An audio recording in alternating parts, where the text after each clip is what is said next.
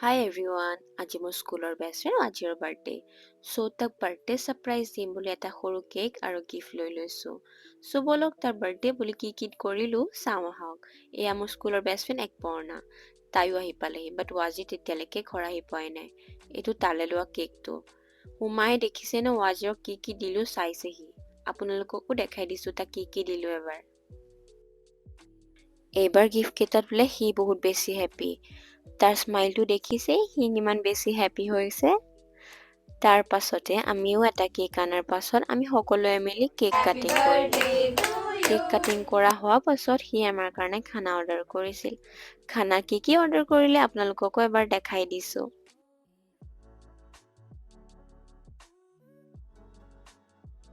ইয়াৰ পাছতে আমি সকলোৱে খাই মেলি অলপ বহি লং ড্ৰাইভলৈ বুলি ওলাই গ'লো। তাতে আকাশ, তানুজম আৰু পাৰভেজে এটা সৰু কেক লৈ আনিছিল। কেক কাটিং কৰিয়ে ঘৰলৈ উভতিলোঁ। যদিহে এই মিনি ব্লগটো ভাল লাগিছে লাইক শ্বেয়াৰ কৰিব নাপাহৰিব।